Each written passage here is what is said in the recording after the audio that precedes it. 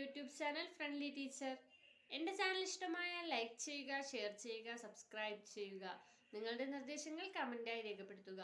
അപ്പോൾ ഇന്നത്തെ എൻ്റെ വീഡിയോയിൽ നമ്മൾ BSc ബോട്ടണിയിലെ anomalous properties of secondary growth എന്ന് പറയുന്ന ചാപ്റ്ററാണ് നോക്കാൻ പോകുന്നത്. അതിൽ anomalous secondary growth in Boerhavia ഡിഫ്യൂസയാണ് ഇന്ന് നോക്കാൻ പോകുന്നത്.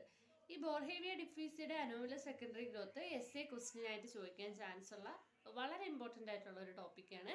അപ്പോൾ അതിലേക്ക് നമുക്ക് കിടക്കാം. അതിനു മുമ്പ് നമ്മൾ അറിഞ്ഞിരിക്കേണ്ട ഒരു കാര്യമുണ്ട്. എന്തുകൊണ്ടാണ് ഇങ്ങനെ അനോമലസ് സെക്കൻഡറി ഗ്രോത്ത് പ്ലാന്റ്സിൽ സ്റ്റെംസിലൊക്കെ ഉണ്ടാവുന്നത് എന്ന് നമ്മൾ അറിഞ്ഞിരിക്കണം. അതിന് 6 റീസൺസ് ആണ് ഉള്ളത്. അനോമലസ് സെക്കൻഡറി ഗ്രോത്ത് ഉണ്ടാകുന്നതിന് വേണ്ടി 6 റീസൺസ് ആണ് ഉള്ളത്. ചിലപ്പോൾ ഈ റീസൺസ് 4 മാർക്കിനും ചോദിക്കാൻ ചാൻസ് ഉണ്ട്. അപ്പോൾ അതെന്തൊക്കെയാണെന്ന് നോക്കാം. അപ്പോൾ അബ്നോർമൽ സെക്കൻഡറി ഗ്രോത്തിന് റീസൺ ആയിട്ടുള്ള ഒന്നാമത്തെ ഫാക്ടർ എന്ന് പറയുമ്പോൾ അൺയൂഷ്വൽ പൊസിഷൻ ഓഫ് കേംബിയം. കേംബിയത്തിൻ്റെ അൺയൂഷ്വൽ ആയിട്ടുള്ള പൊസിഷനാണ് നമ്മുടെ അനോമലസ് സെക്കൻഡറി ഗ്രോത്തിന് കാരണമാകുന്ന ഒന്നാമത്തെ ഫാക്ടർ എന്ന് പറയുന്നത്. Next, abnormal functioning of cambia. കേംബിയത്തിൻ്റെ അബ്നോർമൽ ഫങ്ഷനിങ്ങും അനോമലസ് സെക്കൻഡറി ഗ്രോത്ത് ഉണ്ടാകുന്നതിന് കാരണമാണ്. നെക്സ്റ്റ് എന്ന് പറയുമ്പോൾ formation of more than 1 ring of cambia. Cambial ring ഒന്നിൽ കൂടുതൽ ഫോം ചെയ്യുന്നതും അനോമലസ് സെക്കൻഡറി ഗ്രോത്തിന് കാരണമാണ്. അതുപോലെ തന്നെ formation of extra stelar cambial ring. Extra stelar cambial റിംഗിൻ്റെ ഫോർമേഷനും അനോമലസ് സെക്കൻഡറി ഗ്രോത്തിന് കാരണമാകുന്നുണ്ട്. ഇപ്പോൾ നമ്മൾ 4 ഫാക്ടേഴ്സ് പറഞ്ഞു. ഇനി നെക്സ്റ്റ് എന്ന് പറയുന്നത് formation of interxylary phloem. ഇന്റർസൈലറി ഫ്ലോയത്തിൻ്റെ formation. ആറാമത്തേതെന്ന് പറയുമ്പോൾ formation of interxylary cork. ഇന്റർസൈലറി കോർക്കിൻ്റെ formation. ഈ 6 പോയിന്റ്സ് ആണ് നമ്മുടെ അനോമലസ് സെക്കൻഡറി ഗ്രോത്തിന് കാരണമായി ചോദിച്ചാൽ എഴുതാനുള്ളത്. അപ്പോൾ unusual position of cambia, abnormal functioning of cambia, formation of more than 1 cambial ring, formation of extra stelar cambial ring, formation of interxylary phloem and formation of interxylary cork. അപ്പോൾ ഇനി നമുക്ക് next anomalous secondary growth in Boerhavia diffusa നോക്കാം. അപ്പോൾ ഇതിൽ 3 എണ്ണമാണ് നമുക്ക് പഠിക്കാനുള്ളത്. അതിൽ ഏറ്റവും കൂടുതൽ തവണ ചോദിച്ചു കണ്ടിട്ടുള്ളൊരു ക്വസ്റ്റ്യൻ ആണ് നമ്മുടെ ബോർഹേവിയ ഡിഫ്യൂസയുടേത്. നമുക്ക് ഓരോന്നും നോക്കാം. അപ്പോൾ ഇന്നത്തെ എൻ്റെ വീഡിയോയിൽ ബോർഹേവിയ ഡിഫ്യൂസയാണ് ചർച്ച ചെയ്യാൻ പോകുന്നത്.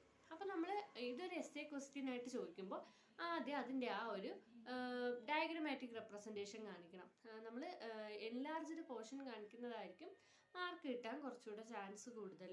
ഇനി അതറിയത്തില്ലെങ്കിൽ നമുക്ക് സെക്ഷൻ്റെ ഫോട്ടോയും വരയ്ക്കാവുന്നതാണ്. അപ്പോൾ അത് നന്നായിട്ട് വരച്ച് പഠിക്കണം, അടയാളപ്പെടുത്താനും പഠിക്കണം. എങ്കിൽ നമുക്ക് ഹാഫ് മാർക്ക്, എസ്സേയുടെ ഒരു 7-7.5 മാർക്കോളം നമ്മൾ ഈ ഫിഗർ ഔട്ട് ചെയ്യുന്നതിന് നമുക്ക് കിട്ടാൻ ചാൻസ് ഉണ്ട്. അതിനുശേഷം നമുക്ക് ആ ഫിഗർ നോക്കി പഠിക്കുമ്പോൾ വളരെ ഈസി ആയിട്ട് ഇത് മനസ്സിലാക്കാൻ സാധിക്കും. ഇപ്പം ഞാൻ സ്ക്രീനിൽ കാണിച്ചിരിക്കുന്നത് നമ്മുടെ ടെക്സ്റ്റിലുള്ള സെയിം പിക്ചറാണ്. അതിന് നമുക്ക് കാണാൻ പറ്റും എപ്പിഡെർമിസ് ഉണ്ട്, അതിൽ മൾട്ടിപ്പിൾ ഹെയർസ് ഒക്കെ പ്രസൻ്റ് ആണ്, അങ്ങനെ കാണാൻ പറ്റും. അപ്പം നമ്മൾ ആ ഫിഗർ നോക്കുമ്പോൾ തന്നെ നമുക്കൊരു പരമാവധി വരെയുള്ള കാര്യങ്ങൾ നമുക്ക് മനസ്സിലാക്കാൻ സാധിക്കും.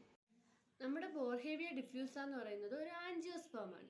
ഇതിൻ്റെ സ്റ്റെംസിലാണ് അനോമലസ് സെക്കൻഡറി ഗ്രോത്ത് കാണിക്കുന്നത്. അപ്പോൾ നമ്മൾ ഫസ്റ്റ് ഇങ്ങനെ തന്നെ എഴുതണം: Boerhavia diffusa is an angiosperm and the stem of this plant exhibits anomalous secondary growth. അപ്പോൾ ബോർഹേവിയ ഡിഫ്യൂസ ഒരു ആൻജിയോസ്പേമാണ്, അതിൻ്റെ സ്റ്റെമ്മാണ് അനോമലസ് സെക്കൻഡറി ഗ്രോത്തിന് കാരണമാവുന്നത്. നമ്മൾ ആ ഫിഗർ, നമ്മൾ ആ സെക്ഷനിങ്ങുള്ള ആ പടം കാണുമ്പോൾ തന്നെ നമുക്ക് മനസ്സിലാവും. ഇതിൽ എൻഡോഡെർമിസ്, ഒരു യങ് സ്റ്റെം കൺസിസ്റ്റ് ചെയ്യണമെങ്കിൽ അതിൻ്റെ എപ്പിഡെർമിസ് ഒരു സിംഗിൾ ലെയേർഡ് എപ്പിഡെർമിസ് ആണ് അതിന് കാണപ്പെടുന്നത്.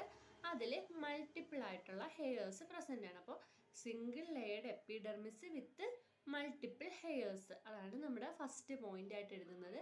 ഓരോന്ന് പോയിൻ്റായിട്ട് പഠിക്കാനാണെങ്കിൽ ഇത് വലിയ കൺഫ്യൂഷനായിട്ട് വരത്തില്ല. ടെക്സ്റ്റ് മൊത്തത്തിൽ വായിച്ചു നോക്കുമ്പോൾ നമുക്കതൊരു കൺഫ്യൂഷനിലോട്ട് വഴിതെളിക്കും. അപ്പോൾ നമ്മൾ ഫസ്റ്റ് ഇങ്ങനെ തന്നെ എഴുതണം: ഒരു യങ് ഡൈക്കോട്ട് സ്റ്റെം നോക്കുമ്പോൾ അതിൽ single layered epidermis with multiple hairs, അത് നമ്മൾ ഓർത്ത് വെച്ചേക്കണം. അതിൻ്റെ എപ്പിഡെർമിസിനെ പറ്റിയുള്ള ഒരു ഇത് നമ്മൾ എഴുതിയിട്ടുണ്ട്. ഫസ്റ്റ് പോയിൻ്റായിട്ട് നമ്മൾ പുറമേ കാണുന്ന എപ്പിഡെർമിസിനെ പറ്റി എഴുതിയിട്ടുണ്ട്. ഇനി നമ്മൾ തൊട്ടടുത്തായിട്ട് കാണപ്പെടുന്നത് ഹൈപ്പോഡെർമിസ് ആണ്. അത് നോക്കുമ്പോൾ മനസ്സിലാവും. അതിൽ 2 to 3 layers of collenchymata cells ആണ് നമ്മുടെ ഹൈപ്പോഡെർമിസിൽ കാണപ്പെടുന്നത്. അപ്പോൾ നമുക്ക് എൻലാർജ്ഡ് പോർഷൻ വരയ്ക്കാനും ഇത് ഹെൽപ്പ് ചെയ്യും. ഫസ്റ്റ് ലെയർ സിംഗിളാണ്, അത് എപ്പിഡെർമിസ്, അതിൽ മൾട്ടിപ്പിൾ ഹെയർസ് കാണപ്പെടുന്നുണ്ട്. നെക്സ്റ്റ് ഹൈപ്പോഡെർമിസിലോട്ട് വരുമ്പോൾ അതിൽ 2 to 3 layers of collenchymata cells ആണ് കാണുന്നത്. ഇനി നമുക്ക് അതിൽ നിന്ന് വ്യക്തമായിട്ട് മനസ്സിലാവും എൻഡോഡെർമിസ് ഈസ് നോട്ട് ഡിസ്റ്റിങ്ക്റ്റ്. ഒരു ഡിസ്റ്റിങ്ക്റ്റ് ആയിട്ടുള്ള എൻഡോഡെർമിസ് അതിൽ കാണപ്പെടുന്നില്ല.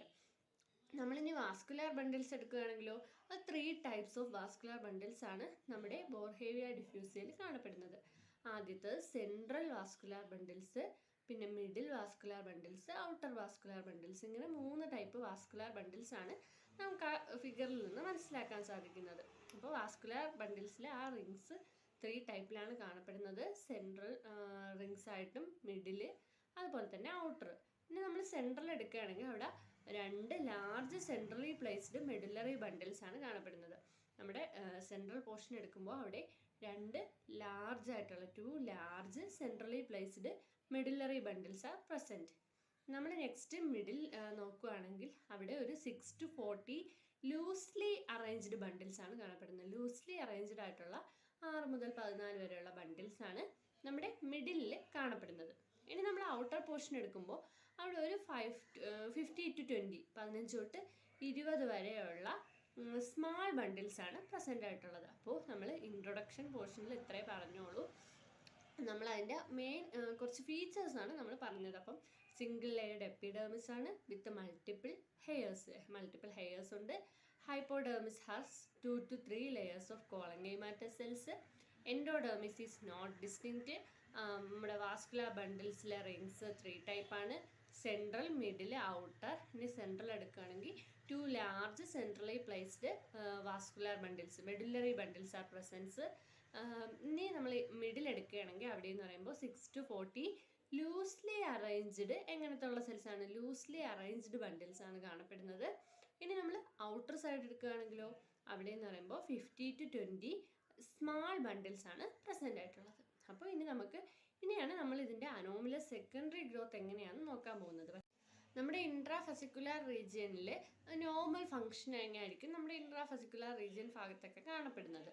ഈ ഇൻട്രാഫെസിക്കുലാർ റീജിയൻ നമ്മൾ എടുത്തു നോക്കുകയാണെങ്കിൽ അതിൻ്റെ ഇന്നർ സൈഡിൽ സെക്കൻഡറി സൈലവും ഔട്ടർ സൈഡിൽ സെക്കൻഡറി ഫ്ലോയും കാണപ്പെടുന്നുണ്ട്. അപ്പോൾ നമ്മുടെ ഈ സെക്കൻഡറി ഗ്രോത്ത് ഇങ്ങനെ കണ്ടിന്യൂ ചെയ്യുന്നതിൻ്റെ ഭാഗമായിട്ട് പ്രൈമറി ഫ്ലോയം ക്രഷ് ചെയ്തിട്ട് ന്യൂലി ഫോംഡ് ഫ്ലോയത്തിൽ ഒരു ക്യാപ്പ് ലൈക്ക് സ്ട്രക്ചറായിട്ട് ആക്ട് ചെയ്യും. നമ്മുടെ സെക്കൻഡറി ഗ്രോത്ത് കണ്ടിന്യൂ ചെയ്യുന്നതിൻ്റെ ഭാഗമായിട്ട് നമ്മുടെ പ്രൈമറി ഫ്ലോയം ക്രഷ് ചെയ്യുകയും അത് ന്യൂലി ഫോംഡ് ഫ്ലോയത്തിന് മുകളിലായിട്ടൊരു ക്യാപ്പ് ലൈക്ക് സ്ട്രക്ചറായിട്ട് ആക്ട് ചെയ്യുകയും ചെയ്യും. അപ്പോൾ ഇത് നമ്മൾ ആദ്യം പഠിച്ചു വെക്കേണ്ട പോയിന്റാണ്. ഇങ്ങനെ ഫോം ചെയ്യുന്ന നമ്മുടെ ഇൻട്രാഫെസിക്കുലാർ കേമ്പിയം അതിൻ്റെ ബണ്ടിൽസ് ഇൻ്റർഫെസിക്കുലാർ കേമ്പിയോ ആയിട്ട് ജോയിൻ ചെയ്ത് ഒരു കേമ്പിയൽ റിങ് ഫോം ചെയ്യും. നമുക്കറിയാം ഇൻട്രാഫെസിക്കുലാർ കേമ്പിയവും ഇൻ്റർഫെസിക്കുലാർ കേമ്പിയവും ചേരുന്നതാണ് ഒരു വാസ്കുലാർ ബണ്ടിൽ അല്ലെങ്കിൽ കേമ്പിയൽ റിങ് എന്ന് പറയുന്നത്. അപ്പോൾ നമ്മുടെ ഇത്തരത്തിൽ ഫോം ചെയ്ത ഇൻട്രാഫെസിക്കുലാർ കേമ്പിയവും ഇൻ്റർഫെസിക്കുലാർ കേമ്പിയവും ചേർന്ന് നമുക്കിപ്പോൾ ഒരു കേമ്പിയൽ റിങ് ഫോം ചെയ്തിട്ടുണ്ട്. ഇനി ഈ കാമ്പിയൽ റിങ്ങിൻ്റെ ഇൻസൈഡിൽ എന്താണ്, കാമ്പിയൽ റിങ്ങിൻ്റെ ഔട്ട്സൈഡിൽ എന്താണ് ഫോം ചെയ്യുന്നതെന്നും നമുക്ക് പഠിക്കണം. അപ്പോൾ കാമ്പിയൽ റിങ്ങിൻ്റെ ഇൻസൈഡ് നോക്കുമ്പോൾ നമ്മുടെ സെക്കൻഡറി സൈലം എവിടെ? ഇൻട്രാഫെസിക്കുലാർ റീജിയനിലായിട്ട് കാണപ്പെടും. ഇൻസൈഡിലാണ് കാമ്പിയൽ റിങ്ങിൻ്റെ ഇൻസൈഡിൽ സെക്കൻഡറി സൈലമാണ് ഇൻട്രാഫെസിക്കുലാർ റീജിയനിൽ കാണപ്പെടുന്നത്. അപ്പോൾ ഇൻ്റർഫെസിക്കുലാർ റീജിയനിൽ ലിഗ്നിഫൈഡ് കൺജക്റ്റീവ് ടിഷ്യൂസ് ആണ് കാണപ്പെടുന്നത്. നമ്മുടെ കാമ്പിയൽ റിങ്ങിൻ്റെ ഇൻസൈഡ് നോക്കുമ്പോൾ ഇത് കൺഫ്യൂഷൻ വരാൻ ചാൻസ് ഉണ്ട്. അത് നമ്മൾ അങ്ങനെ പഠിച്ചു വെക്കണം. ഒരു ഫിഗർ ഔട്ട് ചെയ്ത് പഠിച്ചാൽ നമുക്ക് വളരെ ഈസി ആയിരിക്കും. നമ്മുടെ കാമ്പിയൽ റിങ്ങിൻ്റെ ഇന്നർ ഭാഗത്തോട്ട് നോക്കുകയാണെങ്കിൽ സെക്കൻഡറി സൈലം ഇൻട്രാഫെസിക്കുലാർ റീജിയനിലും ലിഗ്നിഫൈഡ് കൺജക്റ്റീവ് ടിഷ്യൂ ഇൻ്റർഫെസിക്കുലാർ റീജിയനിലായിട്ടായിരിക്കും പ്രൊഡ്യൂസ് ചെയ്യുന്നത്. ഇനി ഔട്ട്സൈഡ് നോക്കുകയാണെങ്കിൽ secondary phloem above the secondary സൈലവും അതുപോലെ തന്നെ parenchymata cell oppose to the conjunctive tissue ആയിട്ടായിരിക്കും കാണപ്പെടുന്നത്. നമ്മുടെ സെക്കൻഡറി ഫ്ലോയം ഔട്ട്സൈഡിൽ secondary phloem just above the സെക്കൻഡറി സൈലമായിട്ടായിരിക്കും കാണപ്പെടുന്നത്. അതുപോലെ തന്നെ parenchymata cells oppose to the conjunctive tissue. ഇങ്ങനെയായിരിക്കും നമ്മുടെ കേമ്പിയൽ കേംബിയൽ റിങ്ങിൽ എടുത്തു നോക്കുകയാണെങ്കിൽ കാണപ്പെടുന്നത്. നമ്മുടെ കേംബിയൽ റിങ് എങ്ങനെയാണ് ഫോം ചെയ്യുന്നത്? ഇൻട്രാഫെസിക്കുലാർ റീജിയനും ഇന്റർഫെസിക്കുലാർ കേംബിയവും തമ്മിൽ ജോയിൻ ചെയ്ത് ഒരു കംപ്ലീറ്റ് കേംബിയൽ റിങ് ഫോം ചെയ്യും.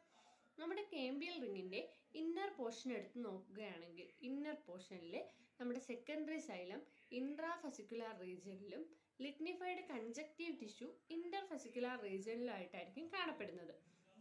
ഇനി ഔട്ട്സൈഡ് എടുക്കുമ്പോൾ നമ്മുടെ secondary phloem above the secondary സൈലവും parenchymatous cells opposite to the conjunctive tissue ആയിട്ടായിരിക്കും കാണപ്പെടുന്നത്. ഇത്രയും മനസ്സിലായാലോ?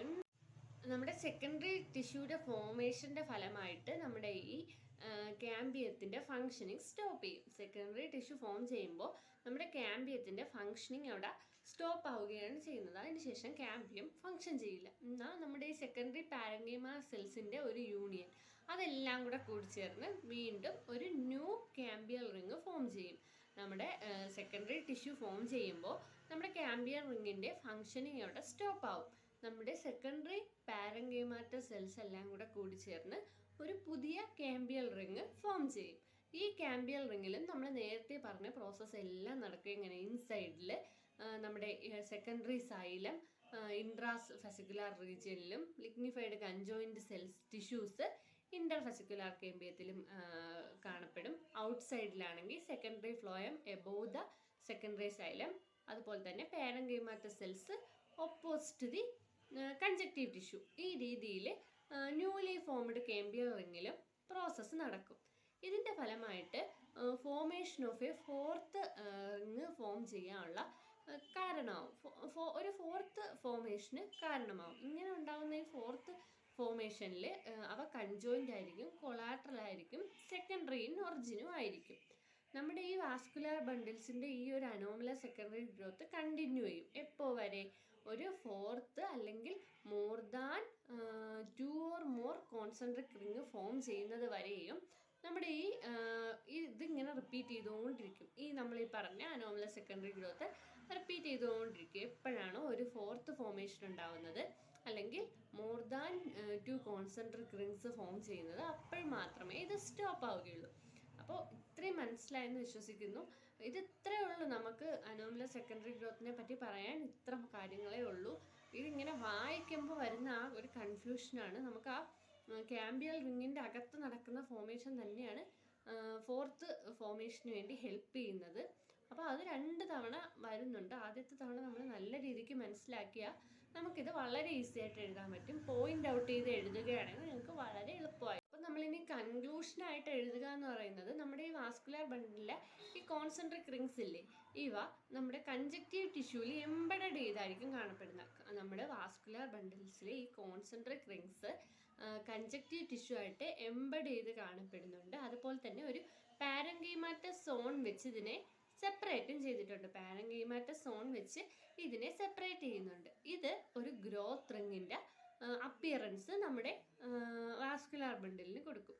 ഇങ്ങനെ കൺജക്റ്റീവ് ടിഷ്യൂവിൽ എംബഡ് ചെയ്തിരിക്കുന്നതും അതുപോലെ തന്നെ ഒരു തിൻവാൾഡ് പാരങ്കൈമാറ്റസ് സോൺ വെച്ച് സെപ്പറേറ്റ് ചെയ്തിരിക്കുന്നതും കാരണം ഒരു ഗ്രോത്ത് റിങ്ങിന്റെ അപ്പിയറൻസ് ആണ് ഇവിടെ ഉണ്ടാവുന്നത്.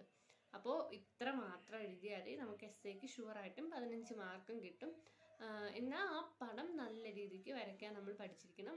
വിത്ത് ലേബിൾഡ് ഡയഗ്രം. ആ ലേബിൾഡ് ഡയഗ്രം തന്നെ പഠിക്കണം. അത് നിങ്ങൾ 2 ചൂസ് ചെയ്താലും വേണ്ടൂല. ഏറ്റവും നല്ലത് എൻലാർജ്ഡ് പോർഷൻ ചൂസ് ചെയ്യുന്നതായിരിക്കും.